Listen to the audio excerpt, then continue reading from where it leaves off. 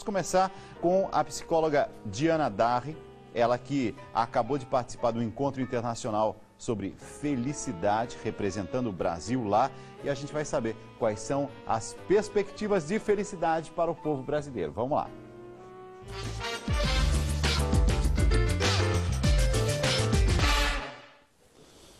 Alegria de receber Diana Darri. Seja muito bem-vinda, muito boa noite. Boa noite, Alcir. Obrigado. É uma honra estar aqui mais uma vez com você. A gente vai hoje falar de um tema... Eu comecei falando assim, livros de autoajuda.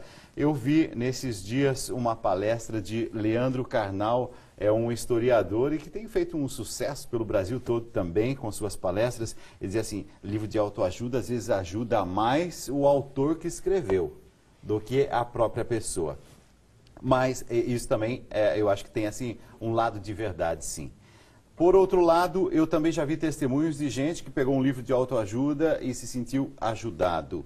Sua interpretação sobre isso, sim, seu modo de entender? Olha só, Dalcídio, eu acho que tem sua validez, tem um propósito realmente de ajudar. Mas é interessante essa colocação de que muitas vezes é a autoajuda do escritor mesmo, uma experiência muito própria. O que eu acho que é importante é a gente saber... triar um pouquinho, né, o trio do joio de que é mais para um público, mais para o outro. Tem que ver realmente quem é o escritor desses livros, né? Saber um pouquinho do background da pessoa, porque muita gente né? associa livro de autoajuda com uma certa, assim, superficialidade. Sim. Os temas seriam tratados de uma forma... Pensamento positivo, ó, pensamento positivo em tudo, hein? Vida transformada, da noite para o dia. Eu acho que algumas promessas assim acabam sendo mais mágicas do que contato com a realidade. Eu me assusto muito até, inclusive na clínica, quando eu vejo pacientes de uma sessão para outra, já a vida mudou, já está tudo mais rápido. É como essas dietas, né, mirabolantes que em poucos dias você perde não sei quantos quilos. Então a gente tem que ter um pouquinho de calma. Os livros de autoajuda têm realmente um propósito de ajudar e tem bons livros de autoajuda. Mas assim, vamos falar que milagres de um livro só... tenho minhas ressalvas, né? Falando em ressalvas, eu ando questionando se o povo brasileiro é de fato tão feliz quanto a gente costuma assim dizer. O povo brasileiro é um povo feliz, está sempre sorrindo. É assim mesmo? O povo brasileiro é um povo feliz que está sempre sorrindo? Olha só, eu acabo de chegar de um encontro internacional da felicidade que aconteceu no Chile.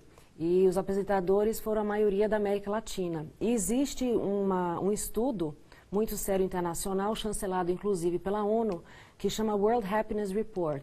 E estamos, pasme, em 17º lugar mundial do ranking internacional da felicidade. Mas isso é bom, isso não é é bom? muito bom, é um dado bastante otimista, né? E eu posso dizer, sim, que o povo brasileiro, ele é um povo muito otimista, ele tem emoções positivas bem mais fortes até de alguns países que estão até em primeiro lugar, como é o caso da Dinamarca. No quesito emoções positivas, o brasileiro tem essa pontuação mais alta. Por exemplo, o brasileiro, ele tem um jeito de olhar, a gente costuma dizer isso também, né? Não sei se é mito, mas que o brasileiro costuma olhar sempre assim, com um viés de esperança. Sim, ele tem esperança e ele tem resiliência. Ele tem a capacidade de se transformar e voltar ao seu estado atual.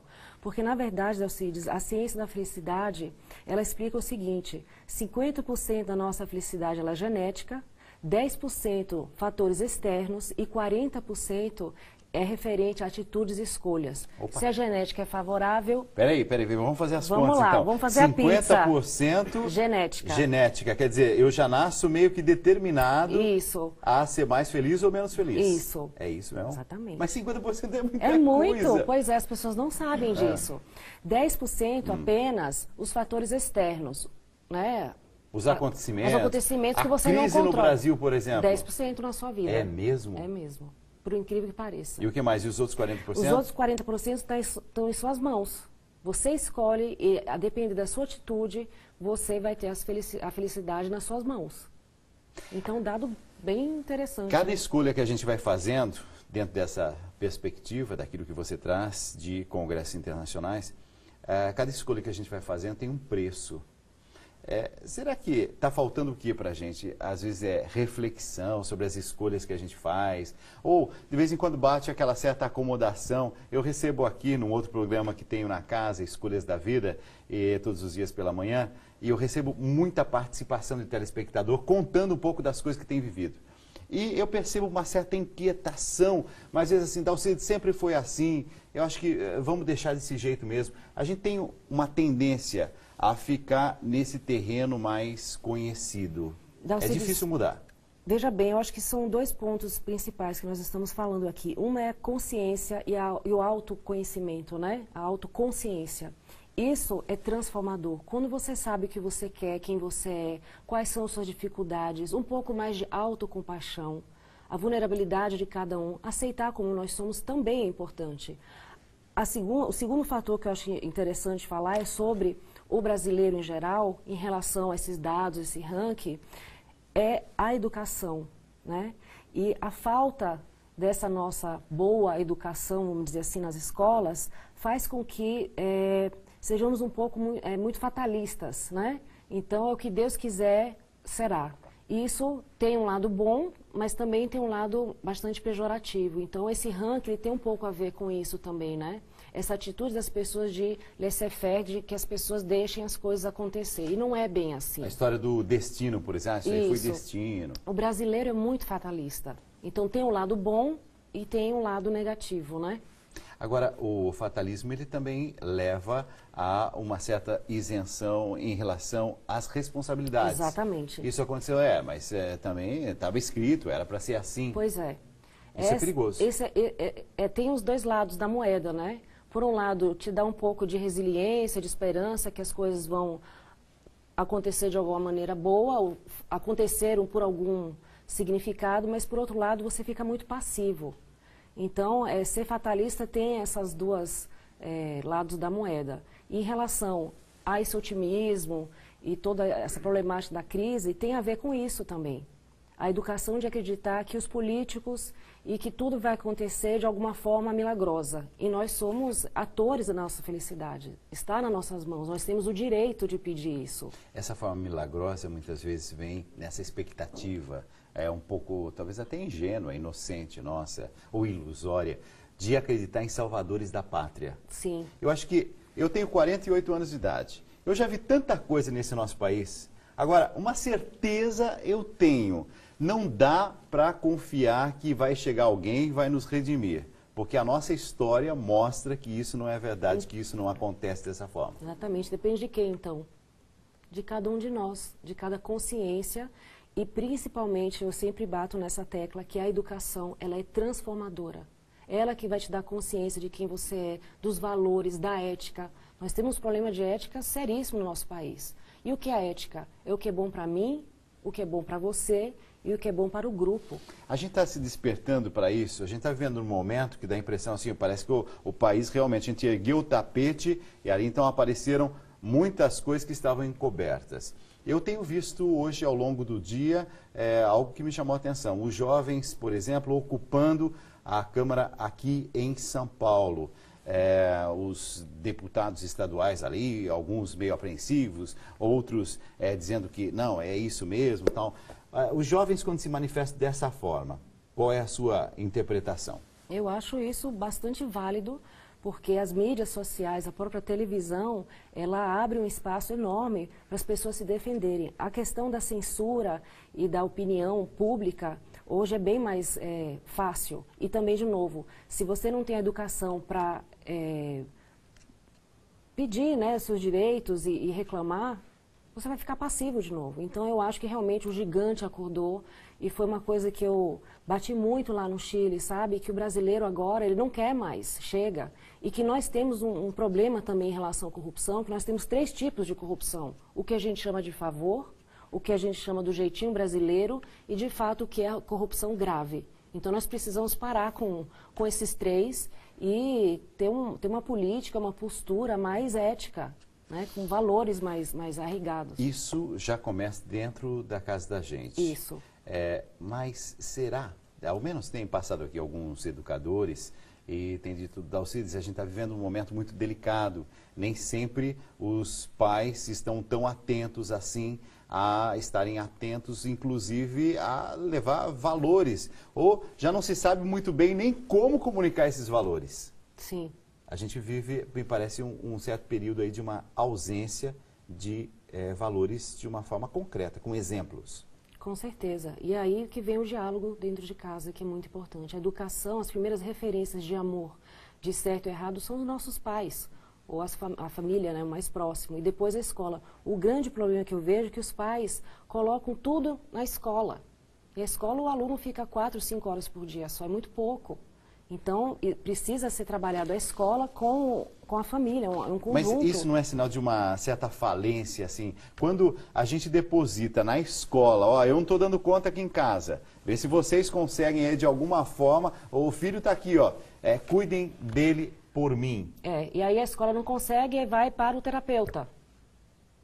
Procurar ajuda de um psicopedagogo, de um psicanalista, de um psicólogo, e cada um vai empurrando a responsabilidade para outros profissionais e outras pessoas. E não é assim que funciona, e é por isso que é um dos motivos que eu abri também o Instituto Vida Positiva, para levar isso à educação e às organizações. É tão simples ser feliz, é tão simples ter dignidade, ser otimista, trabalhar com confiança. Nós somos um país extremamente desconfiado um do outro, né? A gente desconfia muito quando há muita gentileza e generosidade. Eita, aí tem uma coisa, tá muito gentil comigo, o que essa pessoa quer? Então a gente precisa parar com isso. Ser feliz é simples. As delicadezas geram desconfiança mesmo. Infelizmente. Fazer alguma coisa para o outro, até assim, trazer um presentinho, por exemplo, num dia que não é uma data comemorativa, opa, o que é que está querendo? Está com má intenção, má né? intenção. Inclusive, eu tive o prazer de estar com o ministro do Trabalho do Butão, e ele se assustou com os dados da América Latina em relação a esse quesito de desconfiar. Ele falou, mas por que vocês desconfiam? É assim em casa? Se vocês tratam bem a sua família, por que vocês não tratam bem também as pessoas com quem você trabalha? Eles não entendem essa mentalidade ocidental de competitividade, de ciúme, de traição, de desconfiança. Então, é verdade que lá no Butão, o grande índice lá, assim, de referência é o índice de felicidade? Então, foram eles que criaram o FIB, Felicidade Interna Bruta. O rei abdicou do trono, instaurou a democracia e falou, olha, precisamos parar de medir as pessoas pelo PIB e sim pelo FIB, pela Felicidade Interna Bruta. A inspiração veio de lá e levou isso para a ONU. Mas concretamente, como é que vai fazer esse controle? Quais são os índices que são avaliados para dizer este país, esse povo é mais feliz, esse povo é menos feliz? Então, os índices que a ONU estabelece são 9 pilares, como, por exemplo, segurança, meio ambiente, voluntariado, bem-estar, saúde, uso do tempo.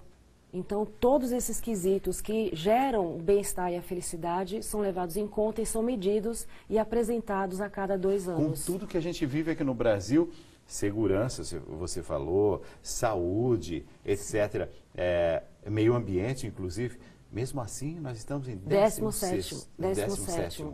Caímos uma posição de 2015 para 2016, mas mais uma vez, comprovando que a ciência da felicidade fala que 10% dos fatores externos implicam na nossa felicidade interna pessoal. Só que esses 10%, eu acho que assim, a gente tem uma consciência desses 10%? Não. As pessoas não têm esses dados, não têm essa consciência. Cada vez que eu encontro alguém ou visito uma empresa, uma escola, as pessoas ficam bastante impactadas com esses dados científicos. Realmente. Quando você fala de felicidade, por exemplo, tem alguns momentos da vida que a gente está mais triste. Sim. Isso faz parte da vida. Será que a gente também não está vivendo o outro extremo? Que ninguém mais pode ficar triste? Não, Dalcides, a tristeza ela é legítima. Ela faz parte, inclusive, da própria felicidade. Eu tenho o direito de acordar um dia pela manhã e falar, eu estou um pouco triste. Tem o direito, mas também tem a escolha se vai continuar o dia inteiro triste ou não. Agora, depende, por exemplo, um processo de luto, onde há uma perda de um trabalho, de um ente querido, uma separação. Aí é um motivo concreto. É um motivo concreto, ele tem seu período, mas a resiliência faz com que você volte a seu estado atual. É como se fosse um elástico ou uma esponja, né? Todos nós passamos por problemas, mas o estado atual volta. Tanto é que há pesquisas, inclusive estudos sérios em Harvard, a ciência da felicidade lá é um dos estudos mais concorridos, cursos mais concorridos lá pelos alunos, que mostra quem é mais feliz, um que ganha na loteria ou que perdeu as pernas após um ano. A gente fica achando que, bom, lógico, quem ganhou na loteria depois de um ano vai ser bem mais feliz. E não é verdade. O estado atual de uma pessoa que perdeu as pernas ou ganhou na loteria volta à estaca original. Depois de um ano? Depois de um ano. Essa capacidade de aceitação daquilo Sim. que aconteceu com a gente? Sim, nós com temos a vida? esse poder de adaptação e de resiliência. Por isso que esses dados mostram que o brasileiro está em 17º lugar, pela resiliência, o otimismo, mesmo tendo todos os fatores externos que realmente precisam melhorar e mudar. Imagine quando a gente conseguir resolver essa crise toda, como os nossos dados e o ranking não vai subir, né? Eu quero te agradecer, Diana Dark, nessa noite, psicóloga, coach, e que nessa noite veio tratar de um tema que toca a vida de todos nós, essa busca pela felicidade.